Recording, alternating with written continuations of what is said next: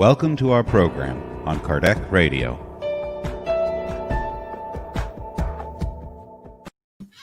Hello, dear friends.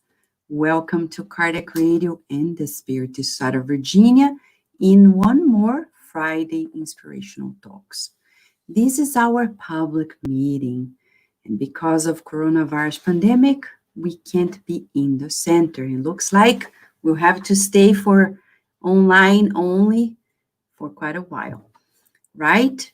And this is a reminder to everybody that those who are living in the U.S. need to use masks, need to avoid social gatherings, need more than ever to wash their hands as often as possible because the coronavirus is worse today than it was back in March.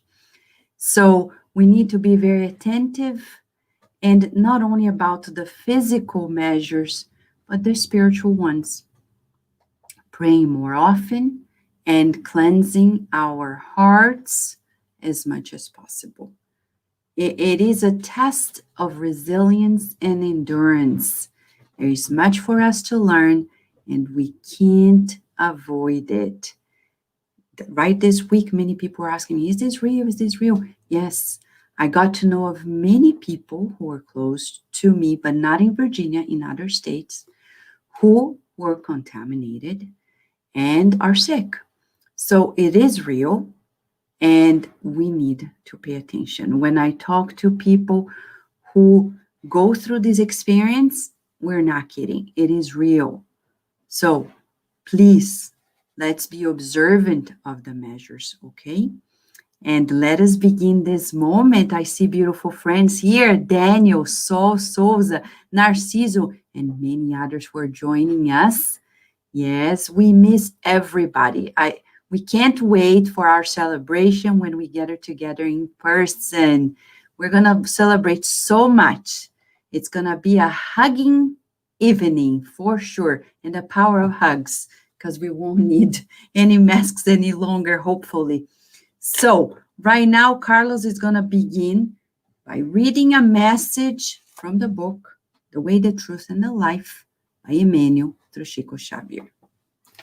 This is the chapter 108, Reincarnation. Therefore, if your hand or foot causes you to sin, cut it off and throw it away. It is better for you to enter life lame or crippled than to have 2 hands and 2 feet and be thrown into the eternal fire. Jesus, Matthew 18:8. Only reincarnation can clarify the questions of being, suffering, and destiny.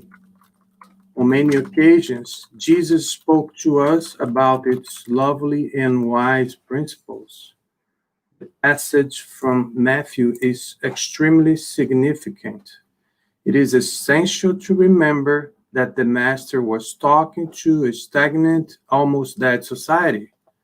Strictly speaking, among the divine lessons they receive, Christians actually know only about one kind of death, the kind that comes over the guilt conscience for having broken the divine law. Most of Christ's contemporaries were people who had no edifying spiritual deeds. Their souls were hardened and their hearts cold.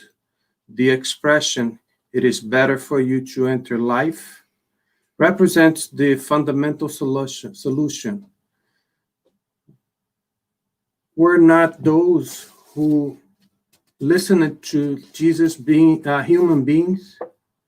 However, the Lord was referring to continuous existence, the ongoing life during which every spirit awakens to its glorious destination of eternity. In the loft symbolism of words, Jesus presents us with the underlying cause of pain-filled rebirths, in which we observe those crippled, blind, and paralyzed from birth who had asked for such trials as periods for the renewal and regeneration needed for their future happiness. As for the image of eternal fire, it is highly appropriate to the lesson because until people decide to live in Christ, they will be forced to do so by 1,000 different ways. If their rebelliousness persists through the centuries, purifying process will remain in place, like material fire, which will exist on earth for as long as it takes, an indispensable resource for physical life. In this message, we find an invitation to renewal and to ask ourselves, have we been rebellious? What is to be rebellious? We already know the law is the law of love. Are we loving? Are we kind? Are we caring? Because if we're not, the purifying processes are just around the corner. Let us then pray together, because today we have a very, very special study ahead of us.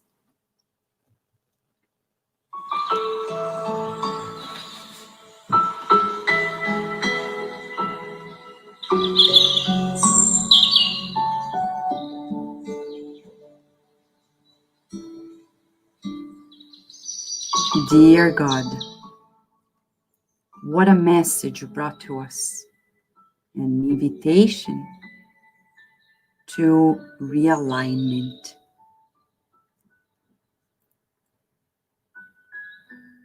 Our pride and selfishness have been distancing us from you. We've been rebellious, thinking that our temporary position before others justify cruel means, indifferent approach, the coldness in relationships.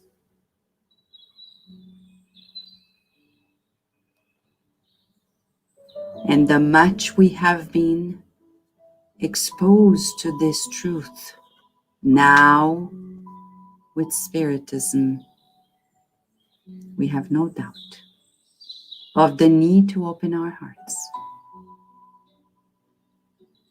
To open our hearts in gratitude to you, in humility.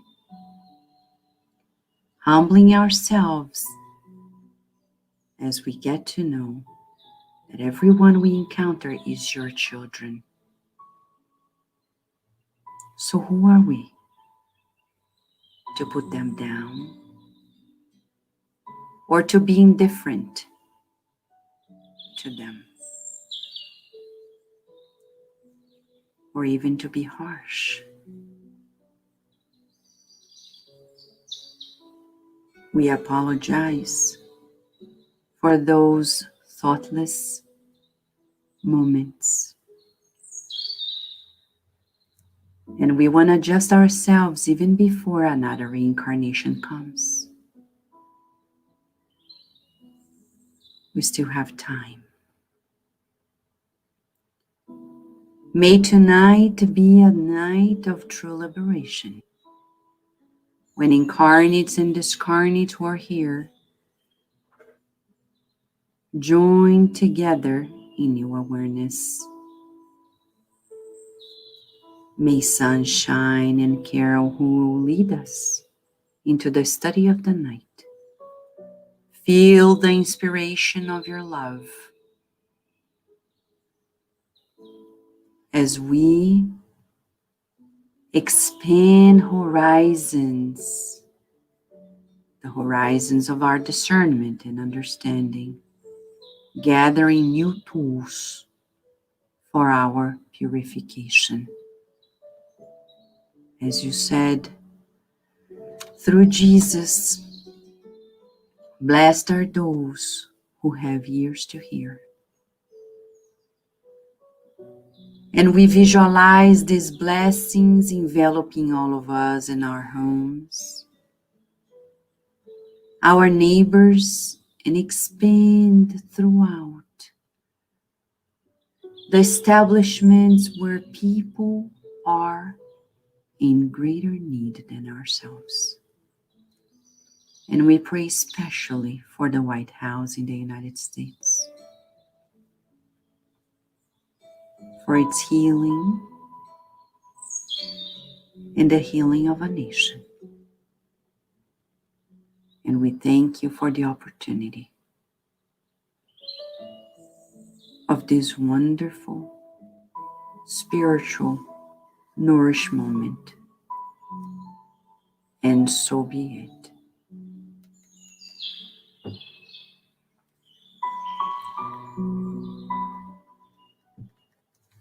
Yes, it is a joy because look who we have here. We have Daisy, Carol, and Sunshine is our guest. Yeah, she's a host at Kardec Radio, but tonight she's a guest. Yes, right, Sunshine. Yes, thank you so much for having me as a guest. It's wonderful to have you here. But before we talk about what you and Carol are going to bring to us, would like to ask our dear Daisy to present one special question from the Spirit's Book, right? It's the Spirit's Book moment, right, Daisy? That's right, Vanessa. And the mentors tonight, as they always do, it wasn't, by chance, but the question that we're going to read tonight going to go hand in hand, I believe, with the study that Sunshine and Carol will bring to us. So to recap, we are studying the Spirit's Book, and we are in the third part, chapter 7, the moral perfection. We're talking about the passions. And tonight we are on question 911. So Kardec asked the following question to the spirits. Aren't there passions that are so alive and irresistible that the will is powerless to overcome them? And the spirits answer, there are many who say, I want to, but their will is only on their lips. They want, but they're very satisfied and not being able to. When they believe they cannot overcome their passions, it is because their spirit is pleased by them as a result of its own inferiority. Those who try to restrain their passions understand their own spiritual nature, and overcoming them is a triumph of the spirit over matter.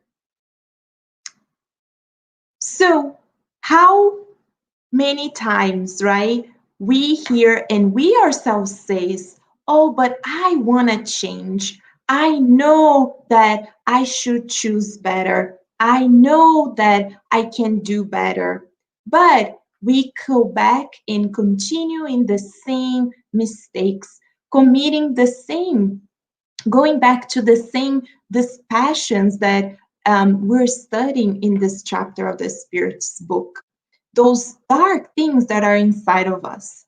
So how can we overcome them? So Kardec tonight is bringing the summary to us as a reminder that it goes beyond us, that I want to, or even studying. We know in Spirit is the importance of studying, instructing ourselves, and also studying ourselves, right? That's the first thing we need to remember, that when we study ourselves, our tendencies, especially those tendencies that we see that come from many, many lives, and we see enrooted inside of us, how can we change them? Well, Jesus himself, he came and he taught us, right? Yes, it's important to know, but it's even more important that we feel. That was Jesus' recommendation to Nicodemus, written in the book Good News. So we feel the teachings. And as Kardec summarized here for us, focusing not on the passing things of life, because our lips can say all that we want, but if deep inside of us, we don't feel it, we don't really want to change and do better. And how can we do it? If we focus not on the material, but the superior things, the things of the spirit. If we have that focus and remember that everything comes with effort and repetition. So the more we try, the more that we will get there. So we can start today giving the first step. We might fall, but we can stand up again and try the next day. But the important thing is that we keep on trying and we keep on studying ourselves so that we know, we feel, and then consequently it will turn to actions. That's our Spirit's Book moment of tonight. Thank you, Daisy. What a beautiful question and answer. So empowering, right? And as you said, it's a beautiful introduction to the study tonight, as Sunshine and Carol will lead us into, it's not a summary per se, though it's a summary of the book, but it's main highlights, because the Sunshine and Carol have already gone through the very thorough study of the book Liberation on Saturdays. Now they are studying every Saturday at 1:30 p.m. Eastern Time, the book Between Heaven and Earth by Andre Luiz through Chico Xavier. But if you want to recap that study, the very thorough study of the book Liberation, you can go through our YouTube channel, Facebook page at Kardec Radio, or SoundCloud podcast list, where you're going to find the whole book. You can listen to it, you can watch it, but today we have the blessing of having the summary. And we're going to begin with Sunshine, right, Sunshine? Yes. All right. You want to share your screen? Yes, I'm going to share my screen. Oh. Is that, hold on. Yes. Oh, we got you. We're all yours, Sunshine. Yes, you can see it well? Yes. Sunshine, before we begin, sorry. Oops. Before we begin, I want to just to share with people how we will move the slide. Just a second. You can just keep it there. For those, because you're always here on Sundays, and besides Saturdays with Carol, on Sundays you come, and lately you have been doing the study on the book Genesis, The Miracles by Jesus, right? Mm-hmm. Yeah. And just for those who are not acquainted, you are in California, right? Yeah. In the Sacramento area. In the Sierra Nevada foothills, yes. Yes. And the Spiritist centers that you're affiliated, it's the Divine Light Spiritist Center in Sacramento, California? It's the Divine Light in Nevada City, California. Nevada City. Central Healing Center in Sacramento. Yes. All right. So for those who want to know, there is a Spiritist movement there in Northern California as well. And we are happy that you're here with us, sharing especially this study that is so important nowadays regarding what's happening with the spiritual atmosphere of the earth and in our individual lives, right? Yes, definitely, literally. So, yes. So this book really describes how the dark forces work, and then, of course, the conquest of the light forces, namely love, over the dark forces. So let's move on. Now let us do a little introduction first. So Andre Luiz essentially describes to us the work of high order spirits in their effort to convert the spirit Gregorio to the good. Now, Gregorio is the head of the Dragons of Justice.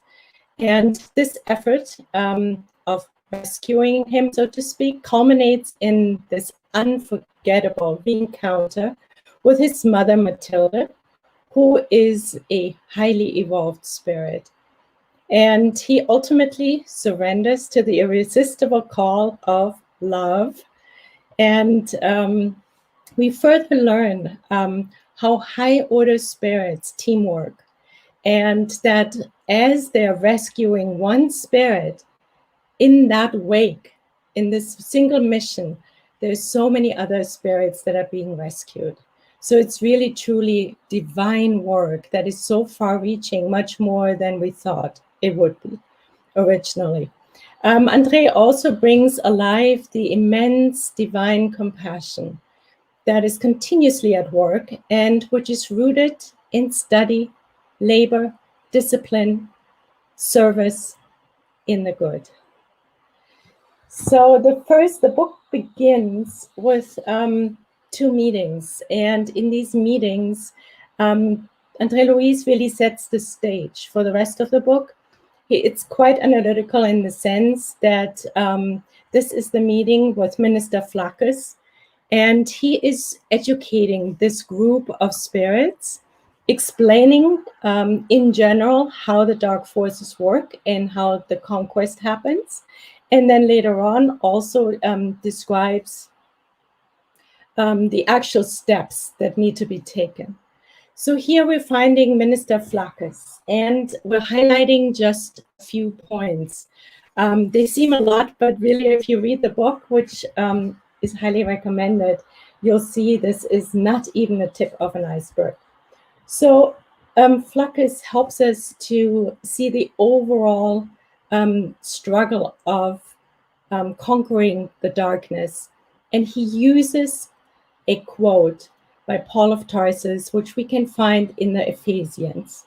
And this is quote unquote. He says, "For our struggle is not against flesh and blood, but against the rulers, against the authorities, against the powers of this dark world, and against the spiritual forces of evil in the heavenly realms." So already we're getting the picture that's pretty vast. So it is huge, the work of this conquest. Then he continues to help us understand the characteristics of the dark forces. And of course, this list is from the book. It's not conclusive, but it gives us some highlights. So he says, of course, one of the main ingredients is ignorance. I want to also say that whatever we are now talking about in the book, as Vanessa already earlier said, it's happening outside in our world for millennia. This is nothing new, but also currently. And it happens in the book, but not only out here, it also very much happens inside of us. So the invitation for us tonight is to really reflect every word back into our own conscience, because that's where the work lies, right? So ignorance is one of the main ingredients, characteristics of the dark forces. Of course, pride and selfishness. Furthermore, idleness of the mind, and out of that comes idleness in our lives. The eclipse of reason, so reason isn't always used any longer, which often happens due also to idleness and or mind control that dark forces exert over us and other spirits. Rebelliousness, we just talked about rebelliousness. It's the rebelliousness against God. It's the rebelliousness against love. It's the rebelliousness against God's laws. Further, we find destructive passions. Again, we've just learned about passions. So passions is a big item among dark forces. Then, furthermore, there's intelligent regimentation. So we find very intelligent groups that are organized like communities. So it's not the random spirit here or there or an amorph group. No, these are very highly structured organizations.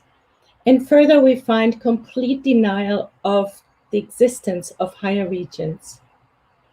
And we find that here on Earth too, right? In many of our brothers and sisters.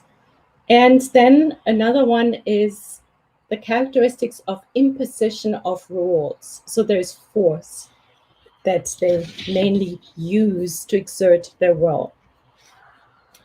So the goal, the overriding goal of the evil spirits that Flaccus helps us to understand, and this group of spirits that we see in this beautiful slide, is the conservation of mental backwardness of the human being, so that planet Earth will remain under their tyrannical yoke. So this is really important, right? So this is also important for us to watch out for, right? Those energies, because it's all energies. Furthermore, he says, as fallen angels of science, these dark forces seek the debasement of divine processes that guide the planetary evolution. So these are quotes from him. These are not my words. So it helps us understand how they operate and what their goals are. And then, of course, it helps us also on a personal level. And that's really the main goal too. I mean, first of all, we want to raise our awareness so we recognize it outside of us, but primarily, again, inside of us. So what do we need to watch out for? And Flaccus helps us again. He says, suffering souls that commingle with us. They have a very strong influence on our homes and administrations. So it's not just a one-on-one influence, it's also a group influence. So it is a whole groups on planet Earth get influenced by groups of dark forces.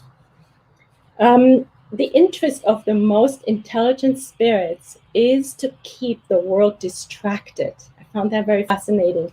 And in the dark, by encouraging ignorance and selfishness.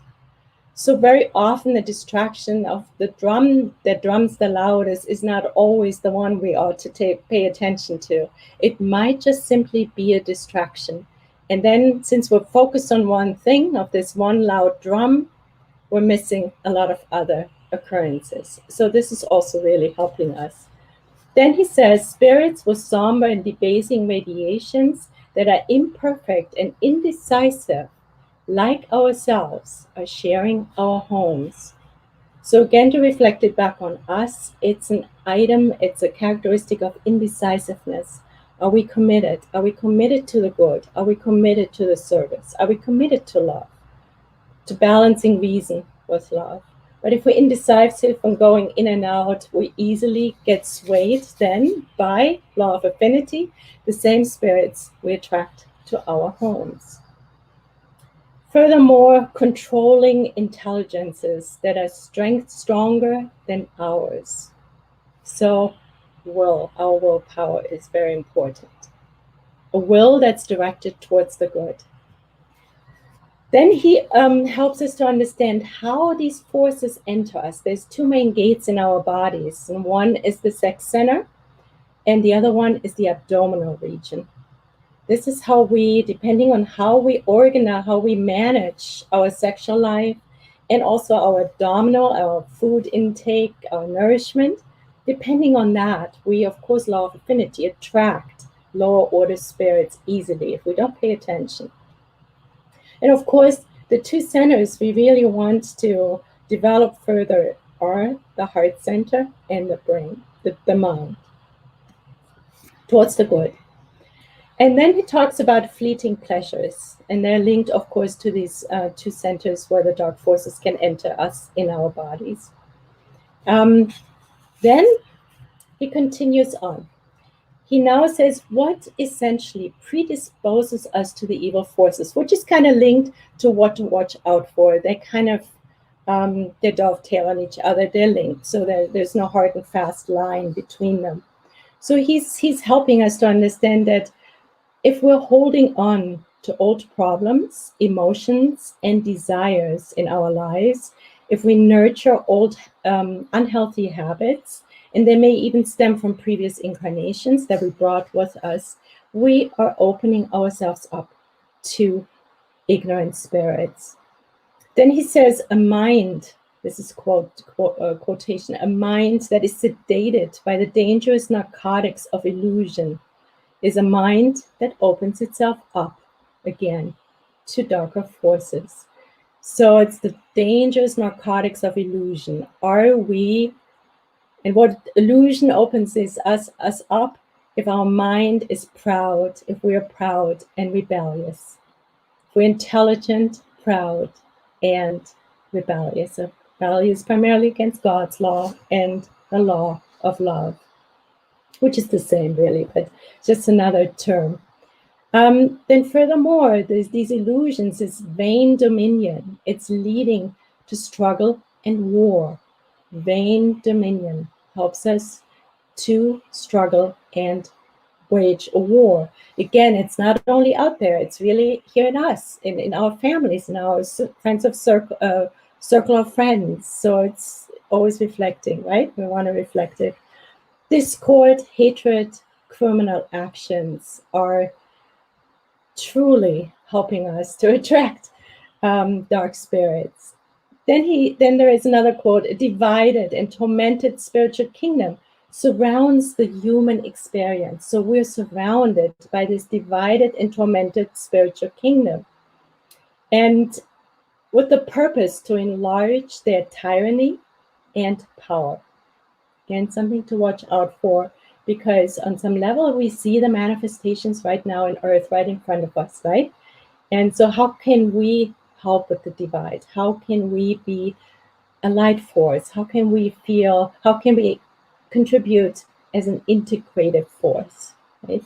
And not fall prey to it, to the illusion that division is the right path, is something we need. We were surrounded by the same energies, right? Then undermining, they like to undermine the divine harmony, of course. And then if we set ourselves up, we predispose ourselves to darkness with our judgments. And we see it in Gregorio and the group of judges, this darker world he lives in. They're run by judgment. So our judgments, our brothers and sisters, are definitely opening us up. Furthermore, force, selfishness, and pride. And of course, always jealousy. Jealousy is one of those main attributes of lower forces. So then, in his crowning moment, Minister Flaccus asks the crowd and us 3 therapeutic questions. So these are now, quote unquote, coming directly from him. And I'd like to share them. Now, we don't have time to meditate on them, but I'll speak slowly so that maybe we can retain some information, or maybe quickly reflect back to us into our own conscience and see where are we at. So here's question number 1 he's asking. Do you believe you are so enlightened that you can deny the dark side of your own personality? Question number 2. Have you rid yourself of all the temptations that flow from the inner recesses of your inner struggle? Because one thing we need to keep in mind is the temptations are not coming from the outside in. They're living inside of us, right? Because a piece of cake can be a temptation for one person, but not the other, because it's the reverse. The direction is the opposite. So have you rid yourself of all the temptations? So this is very important. Don't you realize, question number 3, don't you realize that the earth itself has circles of light and darkness, as do the recesses of your own hearts? So in other words, he's saying, the light and darkness we see around us, they live in here, in our hearts. And that's where we want to focus on, because we want to let our light shine brighter. So in other words, the darkness can come to light for us, to us, so we can actually deal with it and change ourselves, right? So let us move on. Of course, they're also being told what mission they're embarking on. Namely, now as a first step, they're going yet to another meeting. So here we're finding Instructor Gubbio, Andre, and Eloy flying through the starry sky to a temple where they meet with Instructor Gama. And here we are at this meeting, and they're finding 20 materialization mediums at this meeting that are providing radiant energy.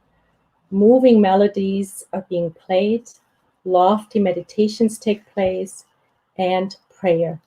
And during this mindful, beautiful moment, then Matilda, high order spirit, who in a previous incarnation was Gregorio's mother, is being materialized. And the description is deeply touching in the book, so it's warmly recommended to read it. So there she expresses her love for Gregorio, and she says, you may judge it as a love for a reprobate, but for me, he is my son. And she expresses her motherly love, which never ceases. And she also admits, and this is really interesting for us, that she cannot ascend unless he gets rescued. So the path of ascension is not a solitary path. We take spirits with us. It is service, even in this regard. Then Gregorio is being explained that Gregorio also has love ties to a lady by the name of Margarita, who features greatly in this book. However, these love ties have soured, and Margarita used to be Gubbio's, instructor Gubbio's daughter in a previous incarnation. So now, as they learn from Matilda that they are, in generally speaking, supposed to rescue Gregorio, to help him, and of course, the motherly heart that is longing for him to be surrounded by love and reaching love himself in his conscience. Andre Luiz, Gubbio, and Eloy are now embarking into the lower regions in order to meet Gregorio, and then ultimately meet Margarita in their rescue, on their path to the rescue mission of, at the end, Gregorio. So here we're finding the team of three. They are descending into this lower realm. And in this lower realm, they're finding the sunlight is very hazy, has become very hazy. There's volition is impossible because it's a very heavy and dense and sinister area. The vegetation looks pretty dead. They hear piercing appeals coming from the mire, groans and screams, deranged spirits roaming around everywhere. And Andre is wondering and is asking a key question that we would like the answer to as well. Why does God allow such an atrocity? And Instructor Gubbio helps us to understand, and this is quote unquote, he says, for the same instructive reasons that God does not exterminate a human nation when, insane with a thirst for domination, it unleashes cruel and destructive wars. Instead, God hands it over to the expiation of its crimes and to the misfortune it has brought upon itself, so that it can learn to become part of the eternal order that presides over universal life. So in other words, the application of the law of cause and effect. And we know it in our own lives, and of course it happens also in group lives, or even in the lives of nations. And this is really at the core why we find so much suffering on earth. So then they are reaching this scene here where they for the first time are getting in touch with the judges. They're taken to a strange looking place, Andre describes, that's shaped like a hexagon, and it has brownish spires illuminated by torches. And the judges holding axes are flanked by servants, and they enter courtrooms, the courtroom with drum rolls in the background. So it's a very dramatic scene. And Gregorio is the head judge, and he is called the righteous judge, and he continuously recites punishments. He essentially says those who vilify and hurt, just as an example, will receive the same. So this whole region is, in other words, ruled by the law of an eye for an eye. There is no mercy whatsoever. There's simply just judgment, harsh judgments and punishments. And as he speaks these words, there's tormented cries from the audience. We're also learning that they are using, this group of spirits is using a mental wave receiver that's examining and judging the level of crimes in individuals and their ability to stick to the truth, to speak the truth, which is also very interesting. So they're using some technological means.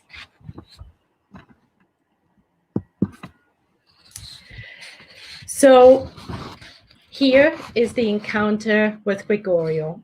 After they have spent a whole night, this team has spent a horrible night behind bars. The bar is electrified, so they must not touch them.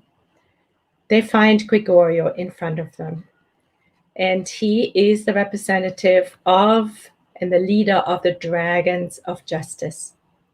He appears to be super intelligent. He explains that in his realm, so to speak, criminals watching over one another. They are the eyes in the darkness. There's no mercy, there is no love, there's only cruel persecution in the name of justice. There's also no forgiveness, and again, only eye for an eye, revenge. And Instructor Gubbio starts a humble conversation, trying to convince Gregorio, and it takes pages in the book, to be able to meet Margarita, who used to be his love in a previous incarnation. However, Gregorio, harbors some deep hatred towards her, vengeance, because of what she had done to him as he perceived it in a previous incarnation. Consequently, he puts up a lot of resistance, but in his humility, Gubbio achieves to convince Gregorio to allow him, Andre Luiz, and Eloy to become part of the phalange that is carrying out the gradual execution of Margarita. And Gregorio, at the end, gives this group, this team, a secret password. Now, let us keep in mind that Margarita used to be Gubbio's daughter in a previous incarnation. And Margarita is persecuted tremendously by Gregorio and his team. And here we're finding obsessed Margarita. She has two dreadful looking discarnates bent over her chest area, vampirizing her. She has just a few more days to live due to this obsession. We're also noticing 6 ovoids that are attached to her brain. Ovoids are spirits who have been so deeply immersed in their ignorance that their perispirit even lost human form. So they're being informed that she only has a few more days to live due to this obsession.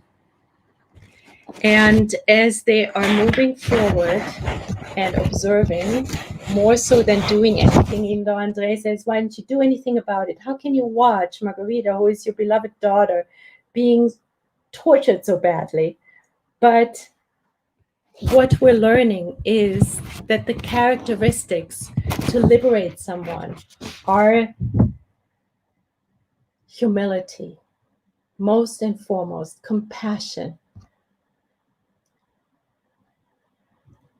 educating ignorant spirits, and assisting them with mercy. So justice and mercy need to go hand in hand.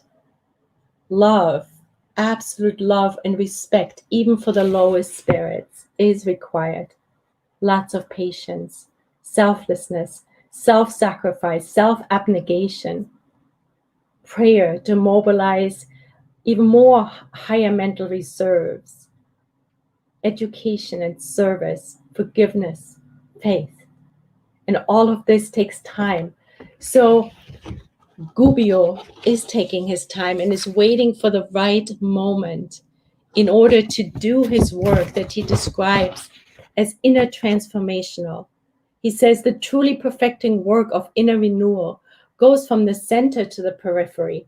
So just jumping all over these obsessors and yanking them away from Margarita would not do any good, he explains. He says it's a process that is controlled by the mind. And what we're learning now is the path to liberation. This is part of how liberation, true liberation, will look like. He says essentially that where our mind goes is where our life goes. The mind stands as the mirror of life. He says kind assistance that can alter the inner vibrational tone is of the essence.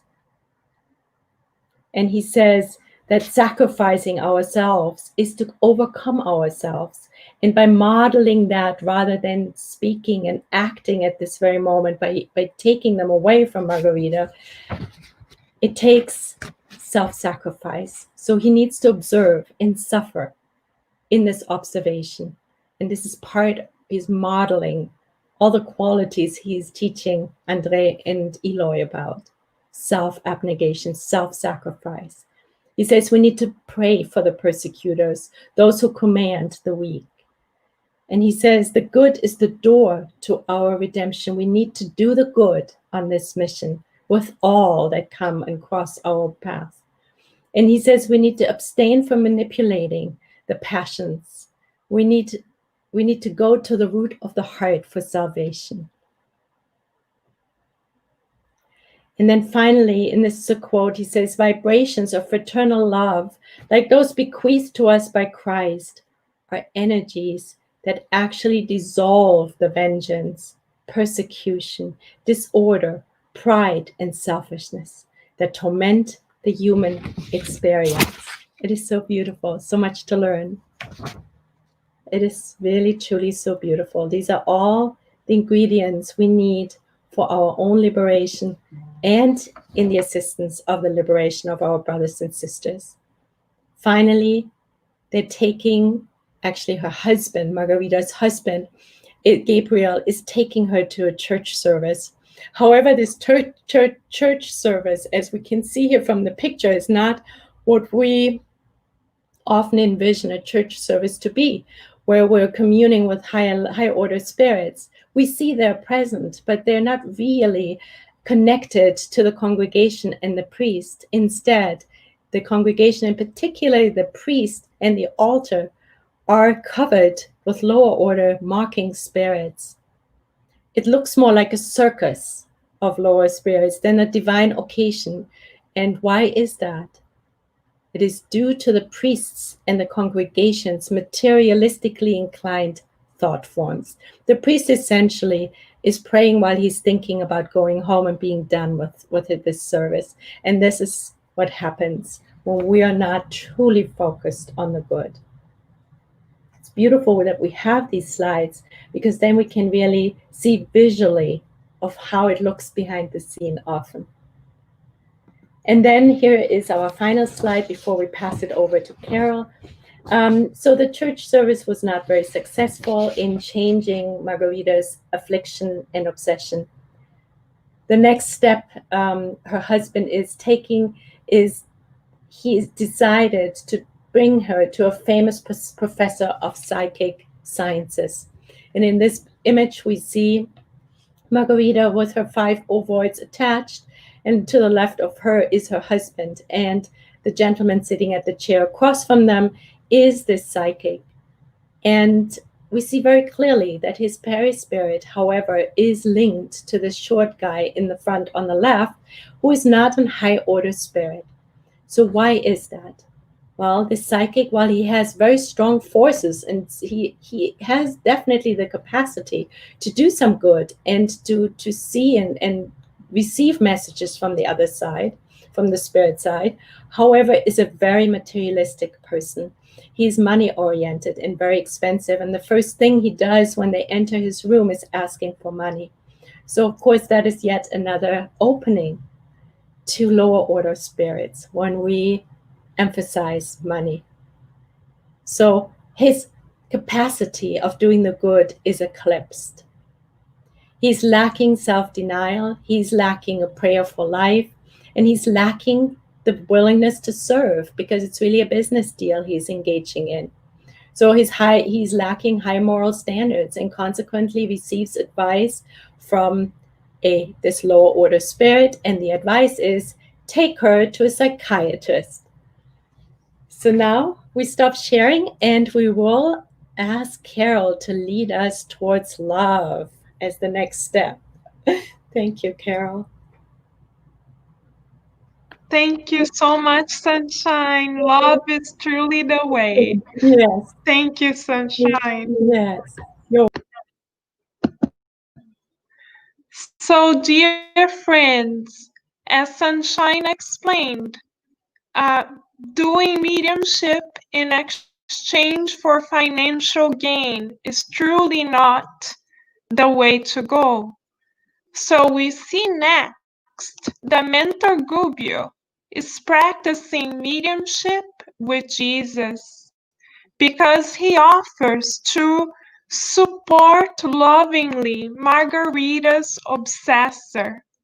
He sees that Margarita's obsessor's heart is anguished, so he decides lovingly to support his family. He finds out that Margarita's obsessor's incarnate son is in jail, and he goes there, and in prayer he sees that the discarnate mother of the obsessor's son and the discarnate wife are there in prison with him. So in prayer, Gubbio, the mentor, becomes the instrument of healing love, truly practicing mediumship with Jesus, opening his heart not on behalf of himself, but on behalf of his universal family. Andre Luiz describes that he, Mentor Gubbio, embraces the family of the obsessor in his arms with so much love that light emanates from his chest, and the spirits who are suffering in that prison cell awaken and finally find some respite to their suffering. And the person who was imprisoned finally regained his senses.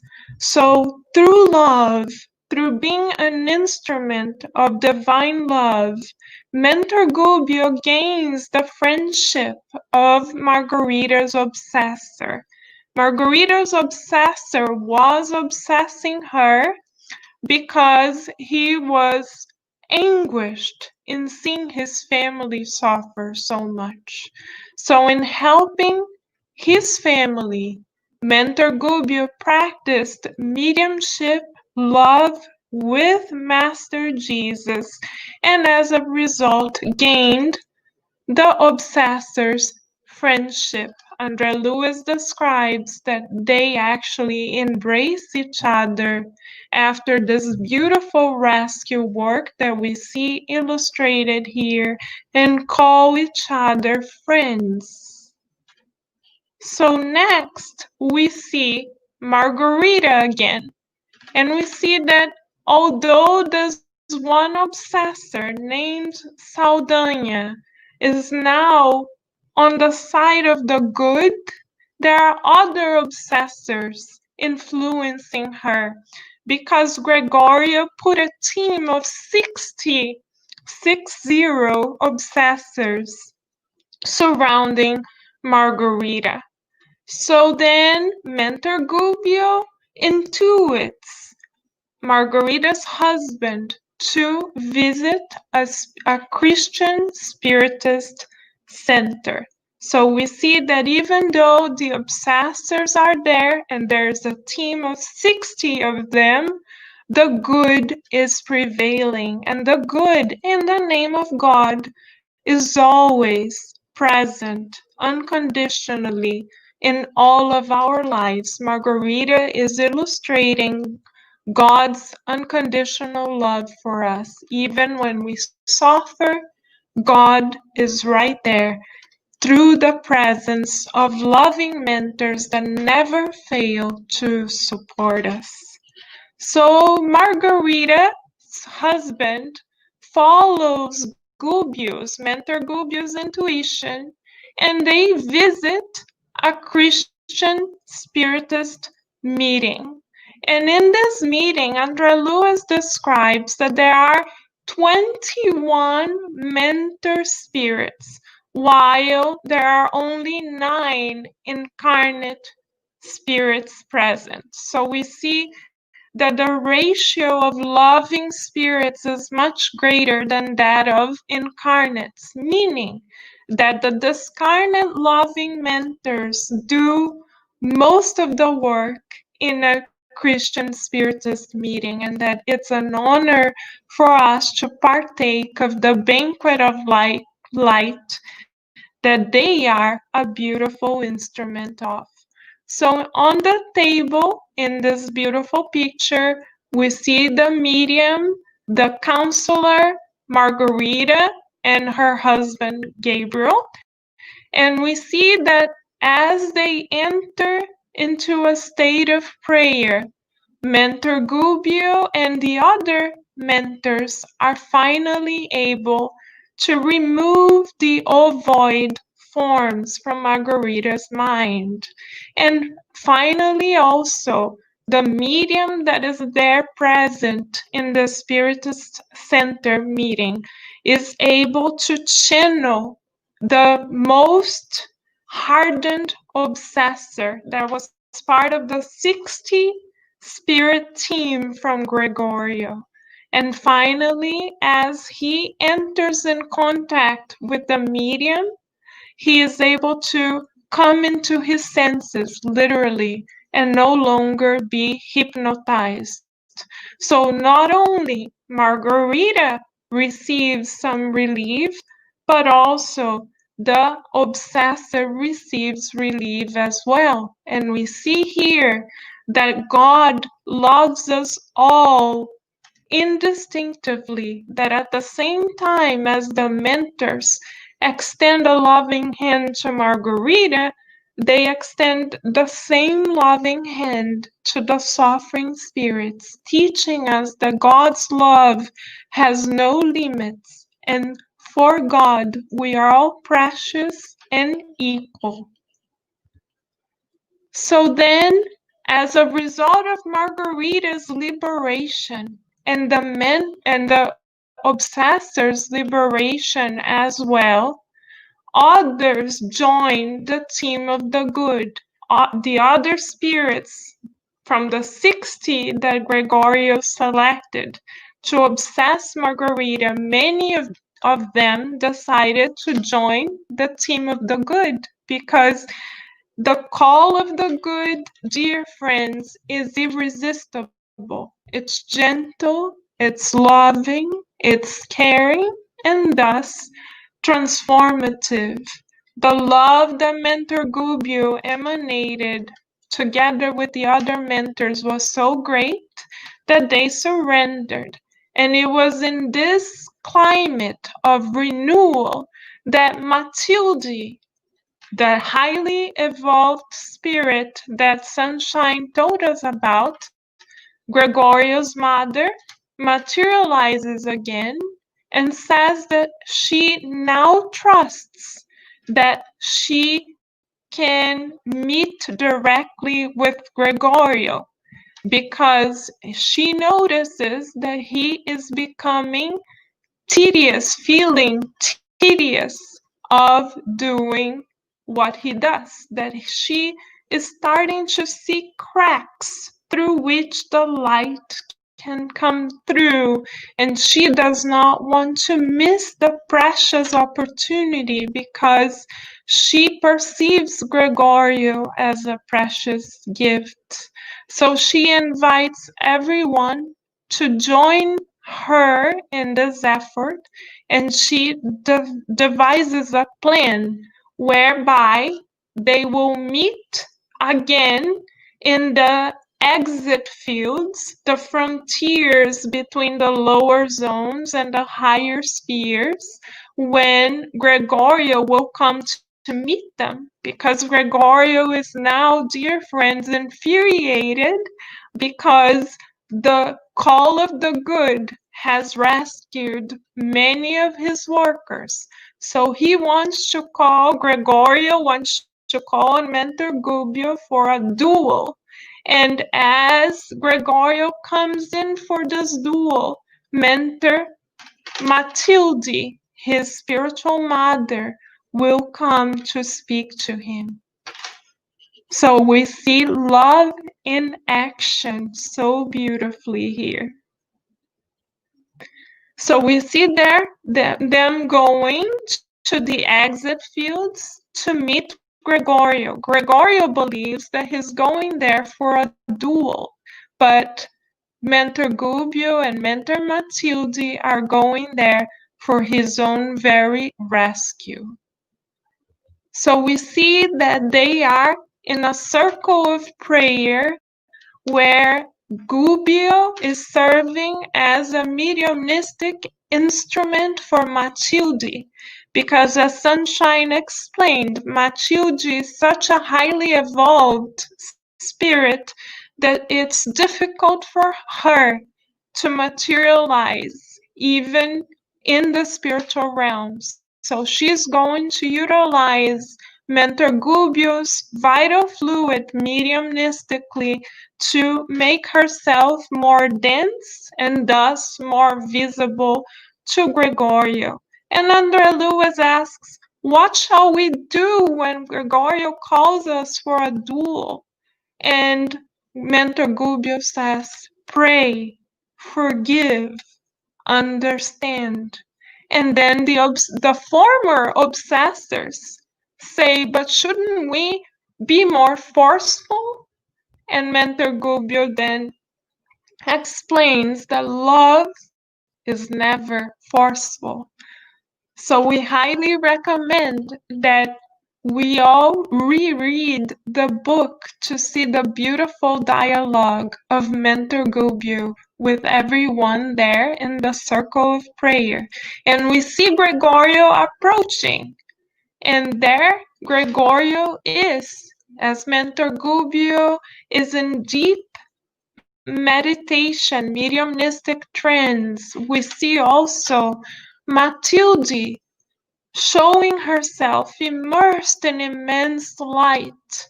Andre Luiz tells us that she looks like a Madonna. She's so perfect and filled with light and love. And Gregorio is carrying a sword, and he says, where is your sword?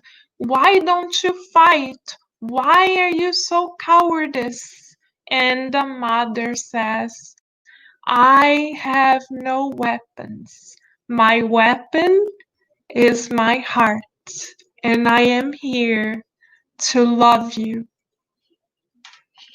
And so, dear friends, Gregorio, in seeing that his mother had never abandoned him as he believed, and that he is still precious to her to this very day, and also that she has loved him unconditionally, the Prince of the Darkness surrenders to love.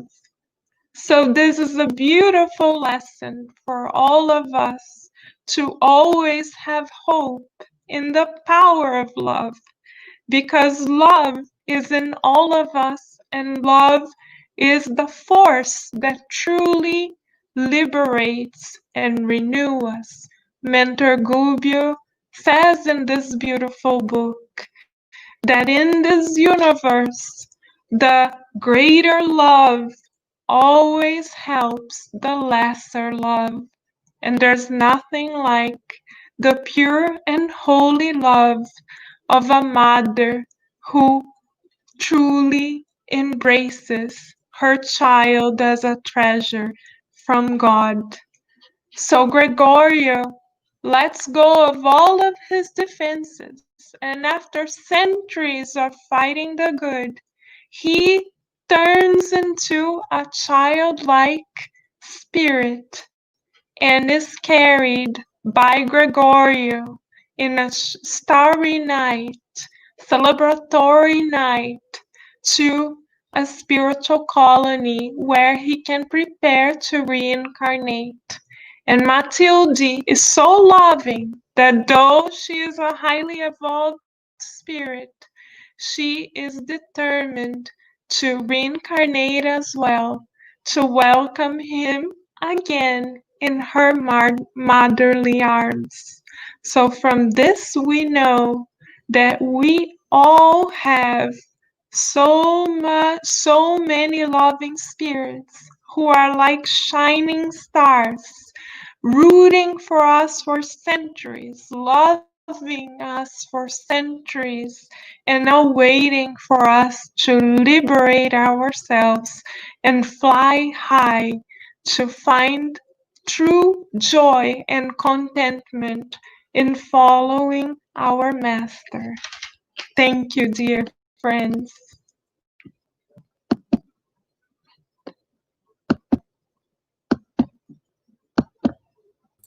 Thank you, Karen and Sunshine, for bringing this beautiful study to us. It's a teaser because if people want, there's so much detail into it, right? The teachings of Andre Luiz.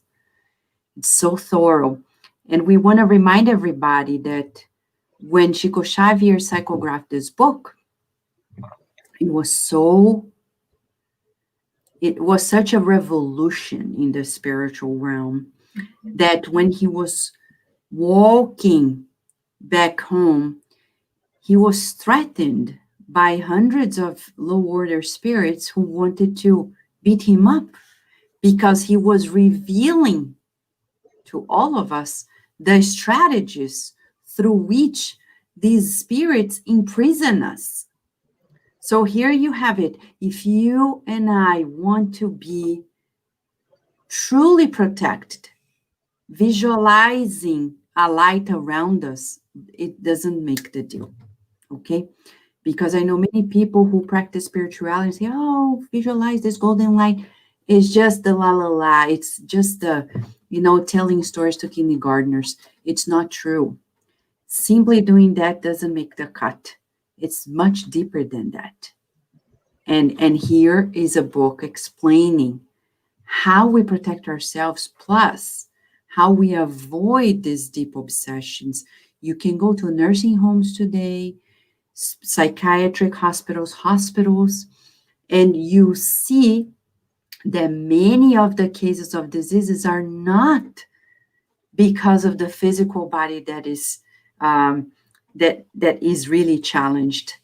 The open doors of the spiritual realm that we opened with our feelings, with our actions, that created these associations that we call obsessions, are really the need for us to study and be treated. So you can take medications, you can do whatever you like. Like, I've heard so many stories of people who seem to be so healthy, and out of the blue, boom, everything changed. Because we don't know on the behind the scenes of what people were really doing, right? Many people keep secrets, but it doesn't matter to others what the secrets are, but it matters to us. Right, Sunshine and Carol? Right. Absolutely right. Vanessa. Absolutely, yes. And Sunshine, when you read this book, and I know you and Carol worked so hard to bring this study chapter by chapter, if you could pick like one main thing that really struck you, what is it? That the dark forces are working very intelligently, and we often are blind to them, both outside of us as well as inside of us. So to remember, to be service oriented and to do the good is, I think, in studying, of course, is really the key. But to also let our light of discernment shine, both outside and, of course, in here, right? It's so right. Thank you, Sunshine. And what about you, Carol? For me, it's the law of action and reaction, Vanessa, and the importance of taking responsibility for who we are and who we would like to be. Because often when we speak of quote unquote obsessors, we sometimes have a tendency to say, oh, we are not doing this. It's the quote unquote obsessor that is leading us in this particular direction. We must take measures against this external force. It's not us, it's them. And this book shows to us so beautifully that the true transformation, the true liberation occurs within. That, like Gregorio, we may have the illusion that we are under control and whatever goes quote unquote wrong is the fault of others. But we learn through this book that no, it isn't. It is our inner world that reflects itself outwards, and it's we who project this reality to the world around us. And thus, the good news is we have the key to open the door and liberate ourselves through love and service. And the other highlight, if I may take 30 seconds, Vanessa, please, is the importance of loving our quote unquote enemies, because Mentor Gubbio could have gone straight to Margarita and rescued Margarita, his daughter. But no, he embraced the universal family. And that's how he achieved spiritual success. Yes, Carol. So, friends, there are no victims. And we better align ourselves now that we're experiencing the transition of our planet. As you can see in the news, in all different areas of life, the truth is surfacing. And it's our choice to align ourselves to the truth of love, or else. There's no other way. Our pathway, it's like a curriculum. The earth has a curriculum. And now we're going to exam time.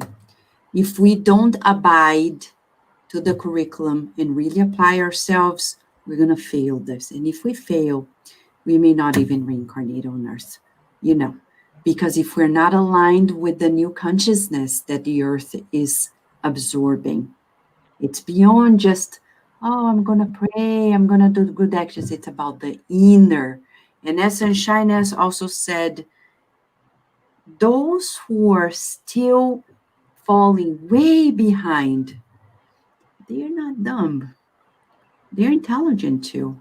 They have very wise strategies. And if you read all the books by Andre Luiz, including this one, Liberation, and if you go to the book, for example, Action and Reaction, you're going to see that this darkness is very organized.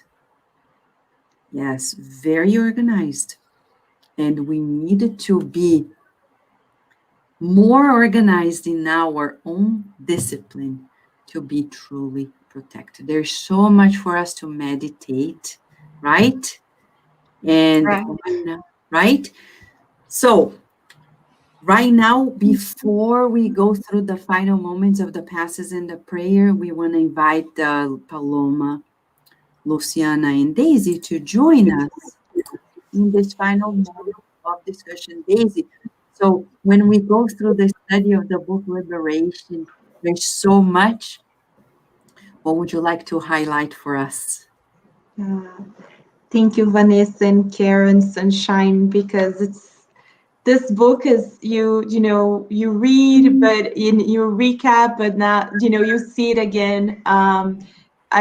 There's so many highlights, but to choose one, I think the scene at the end, the encounter with the mother, it's the power of love, and in how the love so pure that she is willing not only to for so many years work for her son to be renewed, but now also to reincarnate back on earth as spirit of that statue to welcome him.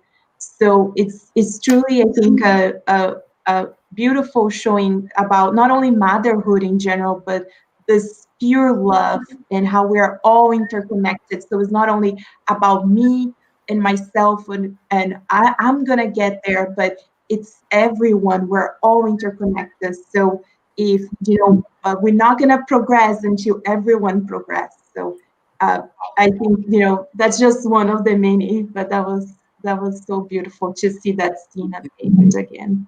Thank you, Daisy. And now, since we know the preparation, the prevention of life is always the best. So if we work with our children, it may prevent a lot of headaches. And that's why today, when we were here, Luciana and Paloma were at our other channel, at the Spirit Side of Virginia and Kardec Radio's YouTube, teaching children. One of the most important virtues that were promoted by Benjamin Franklin, right, Luciana and Paloma? Yes, it was really beautiful. We were working with temperance, which is moderation. And who doesn't need moderation? And we talked to the children, but we told them, children and adults, really, we all need it. And making this connection with the talk today, working with these vibrations that are lower, right? We were working in how do you go from anger and sadness to transforming it into something else, recognizing it, and then working with it, replacing it by positive thoughts. So it was really beautiful, right, Lou? Yes, it was beautiful. Like Paloma said, it's a class for all of us to have this balancing life and completes with the study of liberation, right? When you put the balance of the good and the bad on us, like what I heard from the study today, how the bad is organized and how we have this side on us too, right? And even the children's, when they are born, we already can see how they're coming up, why the decisions that they make when they decide to lie, when they decide to be angry, how we can actually come from the beginning and help them to make this decision and choose the right pathway. Thank you so much, Luciana and Paloma, for this. And now we are going to invite everyone to join us in a final moment. I'm going to lead the spiritual passes, and then our dear friend Nay, who is here. Hello, Nay. How are you? Hello, everybody. I'm good. Thank you for being here with us, Nay. And Nay is going to lead us into the prayer. All right, so we invite everyone to join us now as we are going through the passes. I'll be leading the passes, and then I'll pass the word to Nay so he can do the final prayer.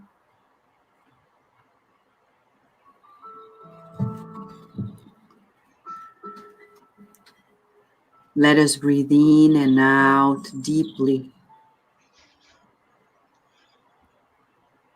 And visualize spirit doctors, nurses, and therapists entering our homes. Visualize it. You don't need to be a medium. We trust in the power of the good and love. Let us see that our homes are open to the loving spirits who care about humanity, about us. And they come before us, illuminated hands, And we see the rays of healing light are showering towards us from head to toes. We breathe in these molecules of healing.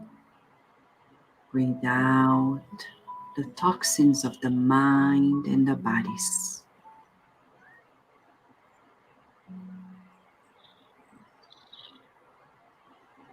We visualize that these rays of healing light is a warm envelopment, kindly displacing unhealthy molecules, particles from our minds and bodies.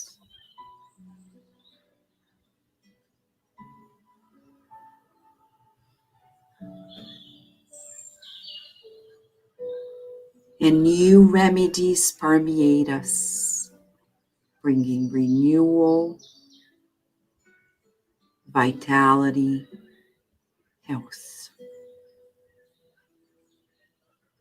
And we visualize our homes being enveloped by this healing light, rescuing entities that are suffering, kindly being transferred to the spiritual hospitals.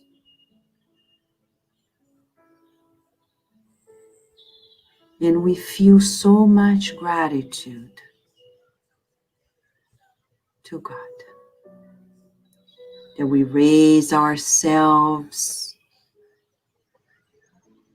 in prayer, joining our friend Nay, who is here with us to lead this prayerful moment.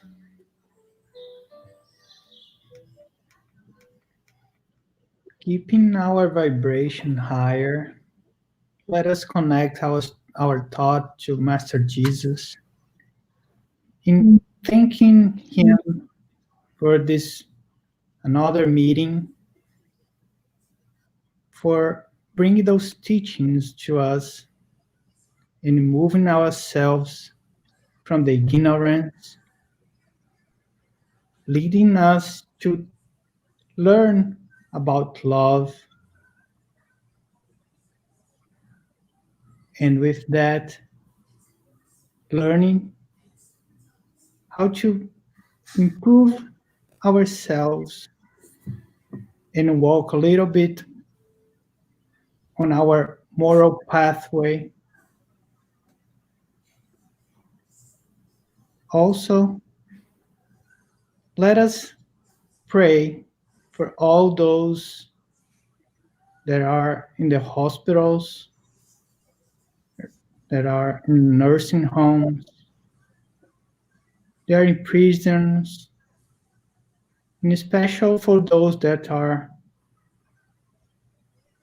in need of prayers, that are in ignorance, or that are moving themselves away from the Jesus gospel. Let us send to them our love and our good vibrations and ask Jesus to send His workers to help them in the way that everybody can be healed, can be guided, and can be taken care of. Lord Jesus, once again, we ask for your vibration, for your light over the United States, over the White House, bringing the harmony, bringing the good feelings to that place, where it can be spread all over the citizens of this country. And Jesus, once again, we say thank you for all the blessings that you are giving to us, and for your workers that you are sending to our homes to treating us, to heal us, and to bring love to each home of those that are watching this meeting, and for their loved ones. And with your blessing and your permission, we close our meeting tonight, and so be it. Thank you, Lee, for being here with us. Thank you. Thank you for having me here. It's a joy. We miss our presential gatherings, but at least this is a way for us to feel closer. We want to thank everyone who joined us as well, and especially Sunshine, who came here as a friend and sharing this beautiful study together with Carol. Thank you. And for everyone, thank you. Thank you. So if anyone has a question, feel free to ask us at kardecradio@gmail.com. There's always more. And friends, we know that the times are demanding greater caution.